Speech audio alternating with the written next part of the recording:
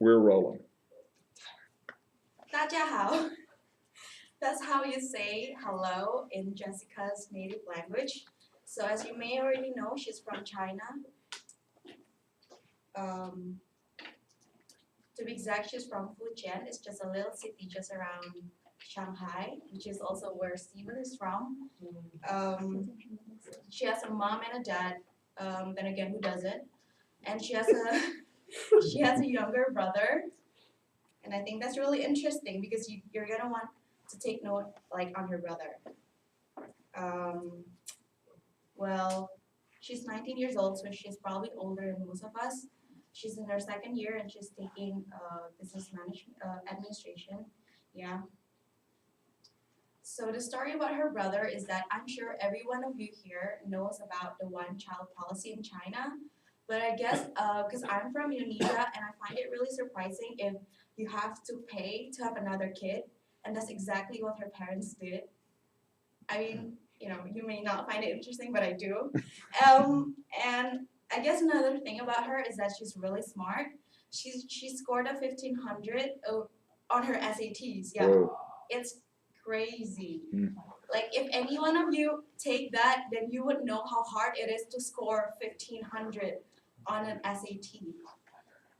Yeah, and she's a Regents scholar. If you're not familiar with the term, so basically it's a prestigious scholarship that is granted to like academically gifted students like Jessica, and she's really good in math.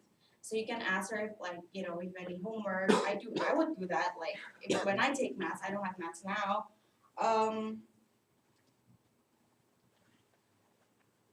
Okay.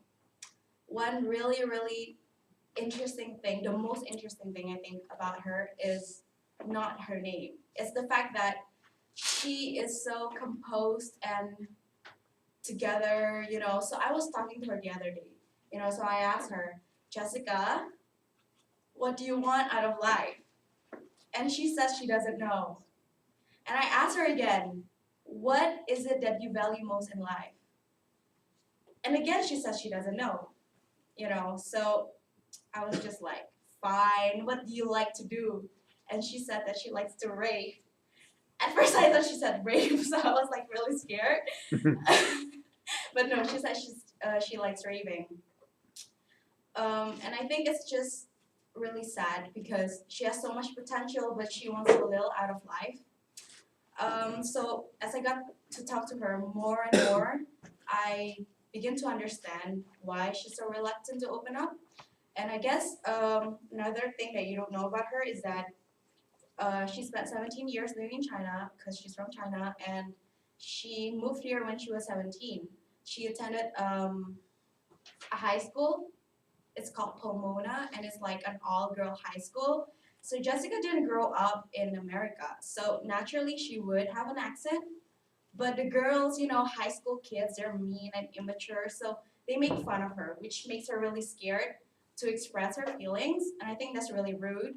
But anyways, another thing, her name is Jessica Yu, but then in Chinese it's Yu Shiting. But then, I was typing her name in Microsoft Word, and it just translated to like Yu Shiting. So basically, it's just, my name is Baby. I think it's a more fortunate nickname than like you shitting, but she's amazing. You should try to get to know her.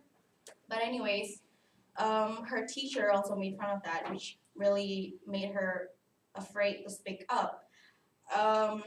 But now we're here. We're a public speaking class, so I encourage everybody to talk to her, try and get to know her, and help her to express herself.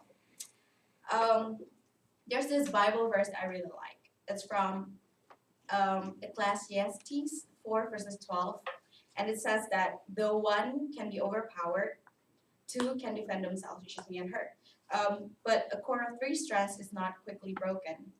And there's about 17, 16 of us, and I think that together we can help her achieve a lot of things.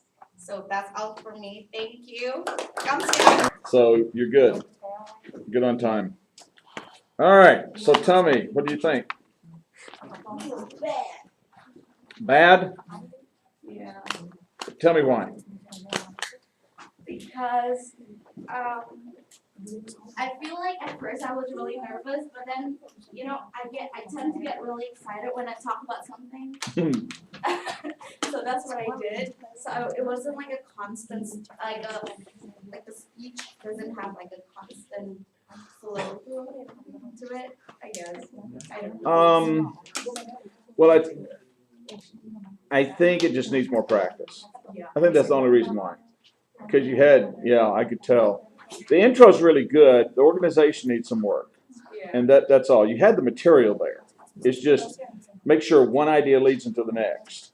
And the hook would have been good if the twist would have been good if you'd stopped with the verse, but you didn't. You kept talking, and it hurt it. You actually had pretty good audience scan. Yeah, I'll give you a thumbs up on that. That was unusual, but really good for your first one. I mean, I thought you did really well. You started centering in this area toward the end, but during it, you were looking around, and that's good, and that's unusual. You're reading your cards a little too much, and get your eyes up off those. Don't lean on the podium. That also your hands just went up there, and you just kind of leaned up there, and your gestures went away, and all that. I'd get rid of that thing and just move it over to the side. Yeah, because I think once you start walking, because you're energetic, once you start walking and talking, you're going to just come alive. But a lot of it has to do with practice. And don't make blanket statements like everybody has a mom and a dad. No, they don't. Not everybody. I mean, a lot of people. They do. Well, it'd be nice if they did. Yeah, but they may not even know who they are. So, there's a lot of orphans and that type of thing. No, I'm just telling you, be careful with that. There's no points off for it. I'm just giving you a suggestion. Be careful with statements that blanket an entire audience, because somebody may say, well, I don't, and now they feel really bad, and it's, You don't have to so. use that. Well, you didn't have to. I mean, I'm sure she has a great mom and a dad and all that. And as far as your name, by the way, in one culture it means one thing, in another it may mean another.